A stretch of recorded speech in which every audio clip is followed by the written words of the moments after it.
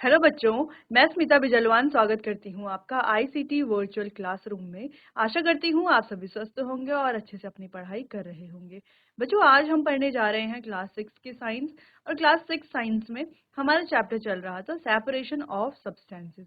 तो इसी को ही आज हम आगे कंटिन्यू करेंगे। जैसा कि आप जानते हैं, अपने प्रीवियस लेक्चर्स में हमने सेपरेशन के बारे में काफ़ी चीज़ें पढ़ी कि सेपरेशन क्या होता है, क्यों किया जाता है और कैसे किया जाता है। यानी कि इसकी क्या-क्या मेथड्स हैं, क्या-क्या विधियाँ हैं। तो यहाँ पर हमने अलग-अलग तरह की विधियों के बारे में पढ़ा कि कैसे सेपरेशन किया जाता है अलग-अलग विधियों से। अब कुछ विधियाँ हमने पढ़ ली थी, कुछ हमें आगे और पढ़ना है और कुछ और इम्पोर्टेंट टॉपिक्स हैं जो हमें आज के लेक्चर में कवर करना है। तो बच्चों, एक बार जो भी हमने अपने लास्ट लेक्चर में पढ़ा था, उसे रिवाइज़ करके आगे चैप्टर को कंटिन्यू करते हैं। तो आइए बढ़ते हैं स्मार्ट बोर्ड की तरफ। चलिए बच्चों, तो स्टार्ट करते हैं चैप्टर को। एक बार आप देख लीजिए, ये सारे टॉपिक्स को हमने कवर कर लिया था अपने लास्ट लेक्चर में कि सेपरेशन क्या होता है, कैसे किया जाता है, शुद्ध पदार्थ क्या होते हैं, अशुद्ध पदार्थ क्या होते हैं, समांगी मिश्रण क्या होते हैं, विषमांगी मिश्रण क्या होते हैं। फिर इसमें कुछ सेपरेशन की विधियां जैसे कि थ्रेसिंग है, विनोइंग है, सीविंग है, मैग्नेटिक सेपरेशन है, डिकेंटेशन है, सेडिमेंटेशन है, कोगुलेशन है, इसके अलावा फिल्ट्रेशन है। ये अलग अलग टेक्निक्स हैं, जैसे इवेपोरेशन है, कंडेंसेशन है। तो इनके बारे में हम बात कर रहे थे लास्ट लेक्चर में। बच्चों, हम कंडेंसेशन के बारे में पढ़ रहे थे कि कंडेंसेशन यानी कि संघनन क्या होता है, कैसे संघनन की प्रक्रिया होती है। ठीक है, तो एक बार इसे रिवाइज कर लेते हैं। चलिए, तो संघनन होता क्या है, यानी कि कंडेंसेशन क्या होता है। जैसे हमने बताया था कि जब आप फ्रिज से कोई पानी की बोतल निकालते हो या फ्रिज से कोई जूस की बोतल निकालते हो और उस जूस को जब आप किसी ग्लास में डालते हो, तो पहले कैसा रहता है, ग्लास जैसे नॉर्मल ग्लास है वैसा ही रहता है। जब आप उसमें ठंडा पानी या ठंडा जूस डालते हो तो आप क्या देखते हो कि ग्लास के चारों तरफ आपको छोटी छोटी बूंदें दिखाई देती हैं। ठीक है, अब ये बूंदें क्यों होती है, कहाँ से आती हैं। जैसे कि पानी को तो आपने ग्लास के अंदर भरा है ना, तो ग्लास के बाहर से ये बूंदें कैसे आ जाती हैं। या आपने नोटिस किया होगा कि जब भी आप फ्रिज से कोई बॉटल निकालते हो पानी की या फ्रिज से कोई भी बर्तन निकालते हो, ठीक है, उस बर्तन को जब आप बाहर रखते हो तो उसके बाहर से पानी की बूंदें आ जाती हैं। ठीक है, अब ये बूंदें कहाँ से आती हैं, क्या आपने कभी इस बारे में सोचा है। या जैसे आपने फ्रिज में कोई सब्जी रखी है, चलिए, अब वो सब्जी सूखी है यानी कि उसमें कोई पानी है ही नहीं। तो जब आप उस सब्जी को फ्रिज से बाहर निकालते हो तो भी आप देखते हो कि जिस बर्तन पर आपने वो सब्जी रखी है उसके बाहर से पानी की बूंदें आ जाती हैं। तो आपने सोचा है कि ये पानी की बूंदें कहाँ से आती हैं, अपने आप ही पानी की बूंदें कहाँ से आ रही है ना, तो आपने सोचा है ये। चलिए, तो ये होता है कंडेंसेशन की वजह से। कंडेंसेशन की वजह से क्यों, क्योंकि देखो, अब बाहर एयर है, हमारे चारों तरफ एयर है और एयर में क्या क्या होता है बच्चों, जैसे कि हम जानते हैं एयर क्या है, मिक्सचर ऑफ गैसेस, यानी कि गैसों का मिश्रण है जिसमें अलग अलग गैसें तो है ही, साथ में जलवाष्प यानी कि वाटर वेपर भी है। ठीक है, चलिए, अब ये वाटर वेपर जो है, जो हवा में मिला हुआ है, जब ये फ्रिज से निकाली हुई कोई वस्तु है उसकी ठंडी सतह पर टकराता है, तो ये जो वाटर वेपर है, जो असल में है क्या, कैसी अवस्था में है, ये जो वाटर वेपर है ना बच्चों, ये गैसीय अवस्था में है।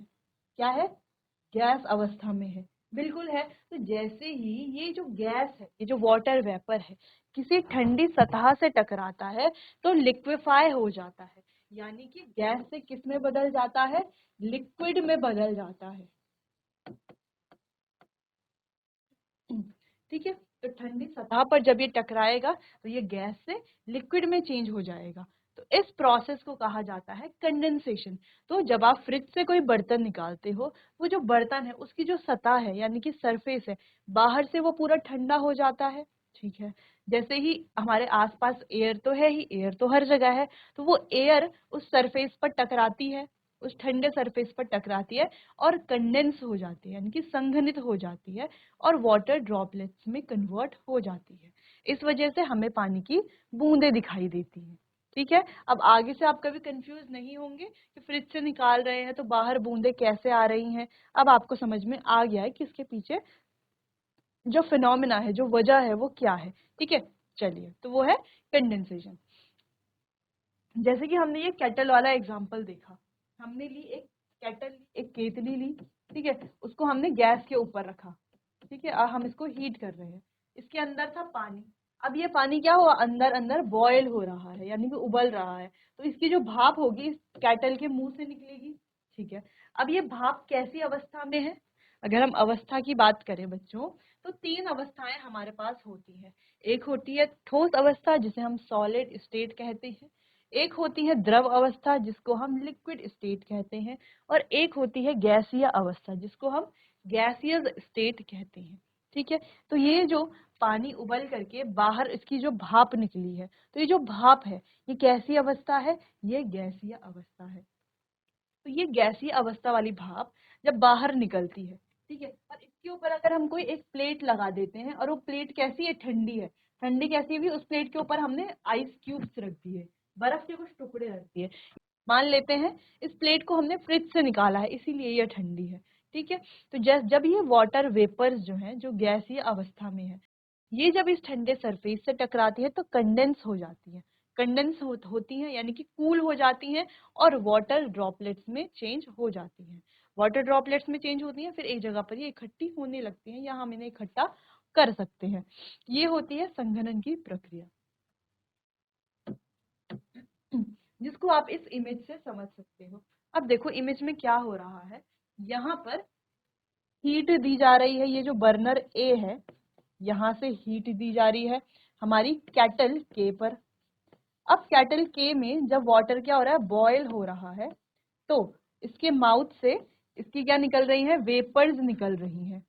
अब ये जो वेपर्स हैं, यानी कि ये जो भाप है, ये भाप कैसी अवस्था में है, गैसीय अवस्था में है। अब गैसीय अवस्था से जब ये किसी कोल्ड सरफेस पर टकराती है, कैसा सरफेस है, कोल्ड सरफेस, कोल्ड सरफेस पर टकराती है, तो गैस से किस में चेंज हो जाती हैं, लिक्विड में चेंज हो जाती हैं। इस प्रोसेस को कंडेंसेशन कहा जाता है, यानी कि संघनन कहा जाता है।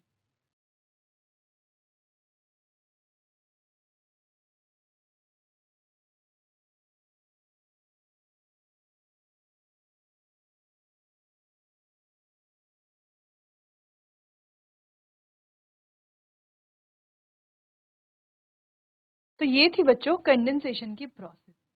चलिए, तो जैसे आपको यहाँ पर इमेज दिख रही है ना, दिख रहा है, तो ये वाटर का ग्लास है, या एक ये यहाँ पर बॉटल रखा हुआ है जिसका बॉटम हमें दिख रहा है। तो क्या दिख रहा है यहाँ पर, देखो बूंदे बूंदे दिख रही है ना। तो ये बूंदे कहाँ से आई हैं, चलिए, तो ये जो सरफेस है, ये सरफेस कैसा होगा, ये सरफेस कोल्ड रहा होगा, यानी कि एक ठंडा सरफेस ये रहा होगा। यहाँ से जो एयर है, ये एयर इस पर टकराई होगी, इस ठंडे सरफेस पर। अब ये एयर, एयर में वाटर वेपर भी रही होगी, फिर ये जब ठंडे सरफेस से टकराई होगी तो ड्रॉपलेट्स में चेंज हो गई। इस वजह से हमें यहाँ पर क्या दिखती हैं, बूंदे दिखती है। ठीक है, तो इस एक्सपेरिमेंट को आप घर पे भी कर सकते हो, बिल्कुल कर सकते हो। आपको क्या करना है, एक बॉटल में, एक बॉटल में आप जूस भर करके या पानी भर करके आप फ्रिज में रख दीजिएगा। ठीक है, और उसको 2 या 3 घंटे बाद आपको फ्रिज से निकालना है।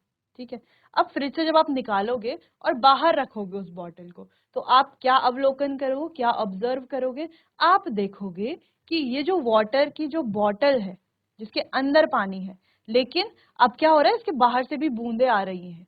ठीक है, तो ये किस वजह से आ रही हैं, कंडेंसेशन से हो रहा है ये सब। ठीक है, तो अब कंडेंसेशन की प्रोसेस आपको पता चल गई है, तो ये अब आपके लिए इजी है। तो कोई भी अब आपसे पूछेगा कि ये पानी बाहर कैसे आया, जबकि पानी तो बॉटल के अंदर है, बाहर अपने आप ही पानी कहाँ से आ रहा है, तो आपको बता देना है कि ये कंडेंसेशन की प्रोसेस है, यानी कि संघनन की प्रक्रिया है, जिस वजह से ऐसा होता है। क्लियर है इतना? चलिए आगे बढ़ते हैं, बात करते हैं घोल और घुलनशीलता की। चलिए, अब सबसे पहले आपको 2-3 चीजें यहाँ पर समझनी है। अब वो 2-3 चीजें हैं, पहला है सॉल्यूशन, सॉल्यूशन क्या होता है, ठीक है, सॉल्यूशन यानी कि विलयन। एक विलयन क्या होता है बच्चों? सॉल्यूशन हमेशा होमोजीनस होगा।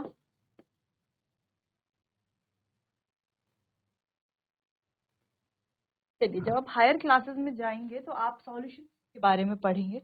सॉल्यूशन एक सेपरेट चैप्टर भी है हायर क्लासेस में, तो वहां पर आप समझेंगे कि ये होमोजीनस होता है, ठीक है। उससे पहले थोड़ा सॉल्यूशन के बारे में और होमोजीनस के बारे में बात कर लेते हैं। तो देखो बच्चों, होमोजीनस सॉल्यूशन के बारे में हम पहले भी बात कर चुके हैं, जिसको हम समांगी मिश्रण कहते हैं। दो तरह के मिक्सचर्स हमारे पास होते हैं, एक होमोजीनस होते हैं और एक हेट्रोजीनस होते हैं। यानी कि एक समांगी मिश्रण होते हैं, एक विषमांगी मिश्रण होते हैं। दोनों में डिफरेंस क्या है? अगर हम बात करते हैं कि नमक और जल का कोई सॉल्यूशन हमारे पास है, ठीक है, नमक और जल का कोई एक क्या है हमारे पास, मिक्सचर है, ठीक है, तो इसे हम क्या कहेंगे?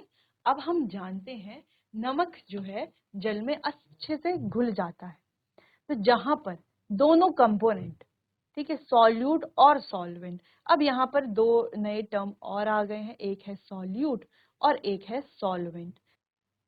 सॉल्यूट यानी कि जो कम मात्रा में होता है। किसी सॉल्यूशन में दो चीजें से बनता है, एक सॉल्यूट और एक सॉल्वेंट, ठीक है, कोई भी सॉल्यूशन हो वो दो चीजों से ही बनेगा, सॉल्यूट से और सॉल्वेंट से।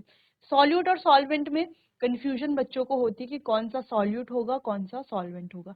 तो एक सॉल्यूशन में जो कम मात्रा में होगा वो हमेशा सॉल्यूट होगा, और जो ज्यादा मात्रा में होगा वो हमेशा सॉल्वेंट होगा। तो हम जानते हैं कि अगर हमने एक नमक और जल का मिश्रण बनाया है तो वहां पर नमक हमने 1 चम्मच लिया है या 2 चम्मच लिया है, लेकिन जल हमने नमक से ज्यादा लिया है, यानी कि जल की मात्रा ज्यादा है। जिसकी मात्रा ज्यादा होगी वो हमारा सॉल्वेंट होगा, और जिसकी मात्रा कम होगी वो हमारा सॉल्यूट होगा, ठीक है। चलिए, किसी भी मिक्सचर में, ठीक है। चलिए, तो नमक और जल जो है आपस में अच्छे से घुल जाते हैं, दोनों कंपोनेंट एक दूसरे में अच्छे से घुल जाते हैं। तो इस तरह का जो मिश्रण होता है उसे बच्चों होमोजीनस मिक्सचर कहा जाता है। अब इसके विपरीत अगर हम हेट्रोजीनस मिक्सचर की बात करें तो हेट्रोजीनस मिक्सचर क्या होता है? जिसमें दोनों कंपोनेंट सॉल्यूट और सॉल्वेंट अच्छे से घुले हुए नहीं होते। जैसे अगर हम बात करें कि मिट्टी और पानी का हमने एक मिक्सचर लिया है ना, एक मिक्सचर लिया है जिसमें मिट्टी है और पानी है, तो आप क्या देखते हो, क्या मिट्टी पानी में घुल जाती है? नहीं घुलती, मिट्टी अलग रहती है पानी में, बिल्कुल, है ना, रहती है अलग। इसीलिए इस सॉल्यूशन को हम कहेंगे हेट्रोजीनस सॉल्यूशन, ठीक है। तो फिलहाल हमें यहाँ पर होमोजीनस की बात करनी है, और होमोजीनस हेट्रोजीनस हम पहले भी पढ़ चुके हैं। चलिए, तो घोल और घुलनशीलता की बात करते हैं। जब पानी में थोड़ा नमक डाला जाता है और हिलाया जाता है तो नमक गायब हो जाता है। ऐसा इसीलिए होता है क्योंकि नमक पानी में घुल गया है।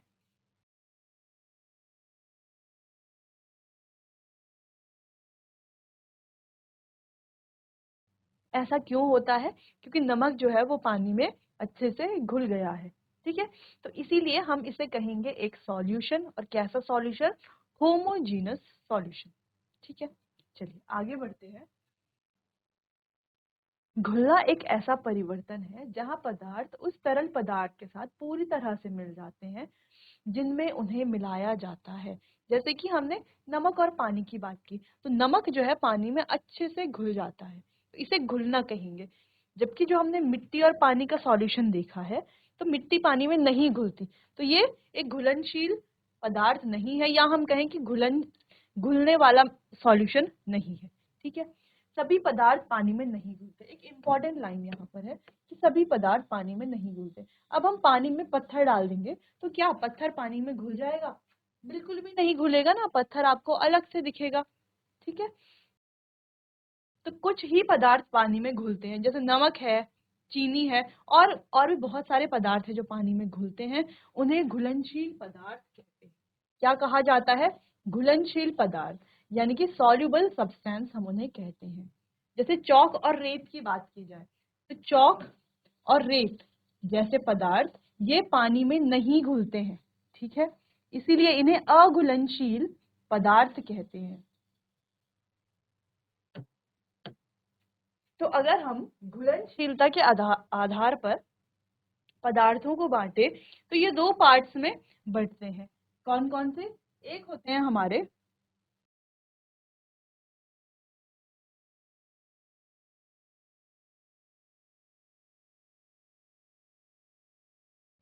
हैं हमारे घुलनशील पदार्थ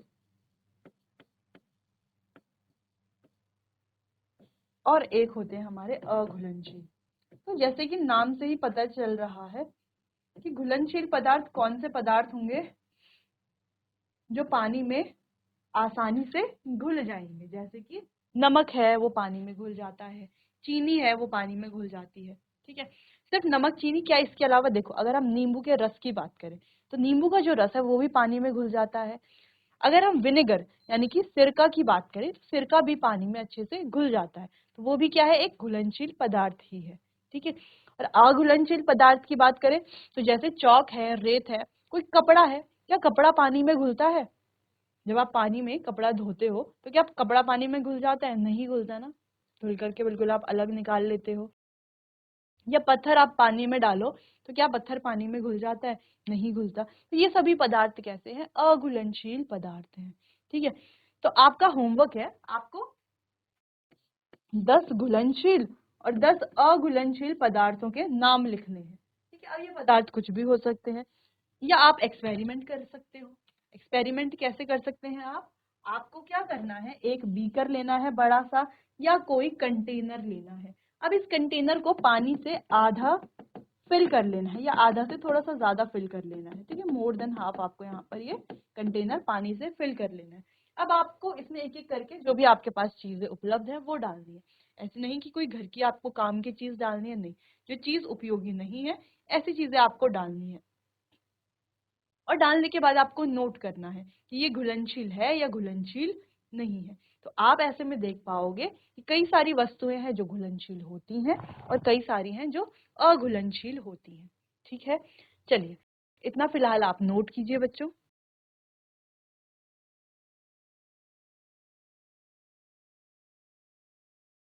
आगे बढ़ते हैं।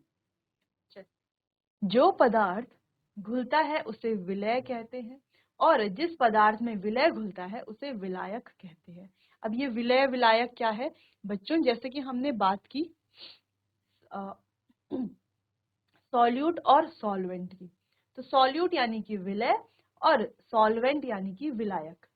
ठीक है, जैसे अगर हम चीनी और पानी की बात करें, चलो हम बात कर रहे हैं यहाँ पर शुगर और वाटर की। अब देखो घुलने वाला पदार्थ क्या है इसमें जो घुलेगा? पानी घुलेगा क्या? नहीं, पानी नहीं घुलेगा। क्या घुलेगा? चीनी घुलेगी। तो चीनी क्या हुई हमारी? विलय, या जिसको हम सॉल्यूट भी कहते हैं। दूसरी चीज इसकी जो मात्रा है वो क्या होती है? ये कम मात्रा में उपलब्ध होता है।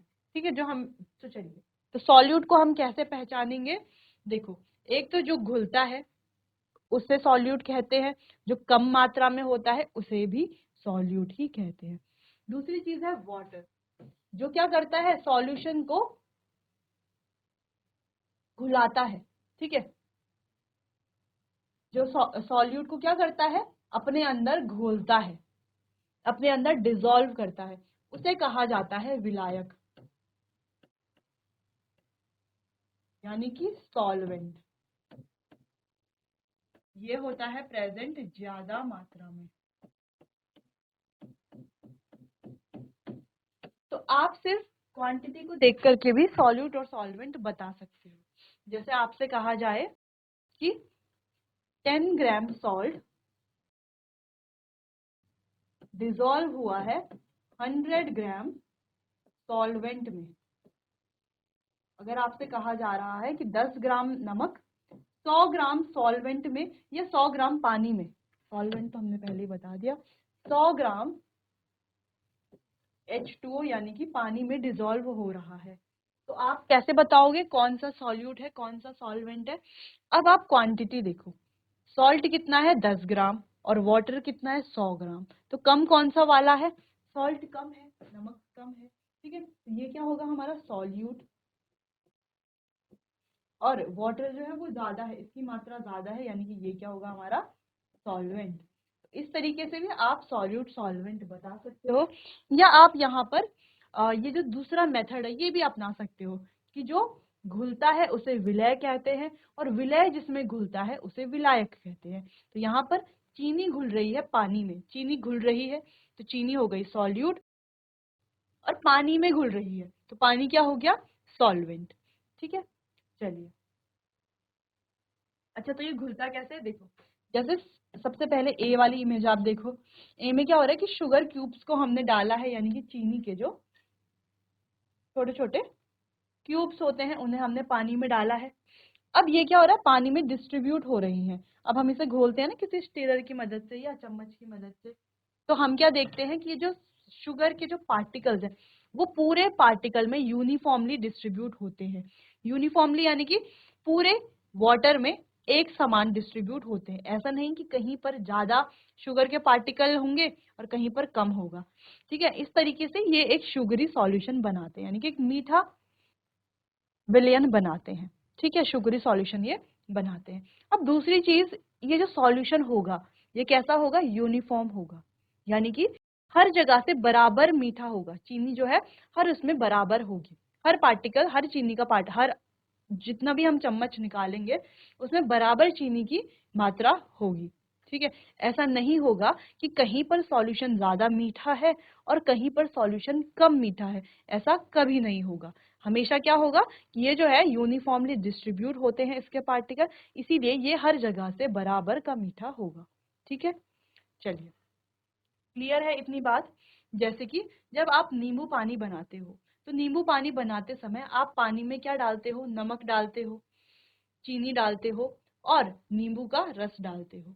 इन तीनों चीजों को डालने के बाद आप क्या करते हो, इन्हें घोलते हो। अब आपको पता है ये तीनों ही कैसे हैं, घुलनशील पदार्थ है, नमक भी घुलनशील है, चीनी भी घुलनशील है और नींबू का रस भी घुलनशील है। जब आप इन्हें घोलते हो, ठीक है, चार अलग अलग गिलास में जब आप ये नींबू पानी डालते हो तो क्या ऐसा होता है कि किसी गिलास में चीनी ज्यादा है, किसी गिलास में नमक ज्यादा है, कोई गिलास कम खट्टा है और कोई गिलास में नींबू का रस जो है वो ज्यादा है? क्या कभी ऐसा होता है? ऐसा नहीं होता है ना। जो आपने नींबू पानी बनाया है वो बराबर होता है ना, यानी कि पूरे नींबू पानी का टेस्ट एक जैसा होता है। अब हम उसको एक गिलास में भरे, 10 गिलास में भरे, ठीक है, हर ग्लास में सेम टेस्ट ही रहेगा। या जब आप सब्जी बनाते हो तो उस पर आप क्या डालते हो, नमक डालते हो, या जब आप दाल बनाते हो तो उस पर आप नमक डालते हो। तो क्या ऐसा होता है कभी कि जो आपने दाल खाई उसमें ज्यादा नमक आ गया, जो किसी और ने बाद में खाई तो उसमें कम नमक हो गया? ऐसा होता है कि ऐसा नहीं होता, क्योंकि जो सॉल्ट है वो कैसा है, वो घुलनशील पदार्थ है। तो वो कैसे घुलता है, वो अच्छे से घुल जाता है, यूनिफॉर्मली घुलता है, यानी कि हर जगह उसके पार्टिकल्स क्या होते हैं, इक्वली डिस्ट्रीब्यूट होते हैं पूरे सॉल्यूशन में, ठीक है। चलिए, वही यहाँ पर बात की जा रही है कि being distributed through out the solution, यानी कि पूरे सॉल्यूशन में इक्वली डिस्ट्रीब्यूट होंगे। फिर जाकर के हमें एक सी वाला यानी कि शुगरी सॉल्यूशन मिलेगा, जो कैसा होगा, यूनिफॉर्म सॉल्यूशन होगा, यानी कि बराबर इसमें जो पार्टिकल्स है बराबर घुले हुए होंगे, ठीक है। चलिए, क्लियर है इतना, नोट कर लीजिए।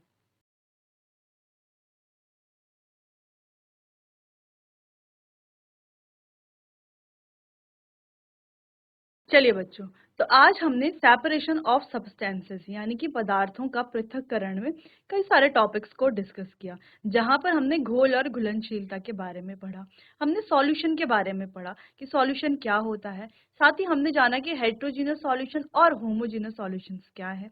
तो जो हमारा सॉल्यूशन जो हमने बनाया जिसमें सॉल्यूट और सॉल्वेंट थे, तो कैसे आप पहचानोगे कि कौन सा सॉल्यूट है कौन सा सॉल्वेंट है। घुलनशील पदार्थ और जो गैर घुलनशील पदार्थ है या हम कहें अघुलनशील पदार्थ है, वो क्या होते हैं, उनके क्या क्या एग्जाम्पल्स हैं, और साथ ही आपको होमवर्क भी दिया गया है। चलिए बच्चों, तो आज के लिए बस इतना ही, मिलते हैं अपने आने वाले अगले सेशन में, तब तक के लिए आपका बहुत बहुत धन्यवाद।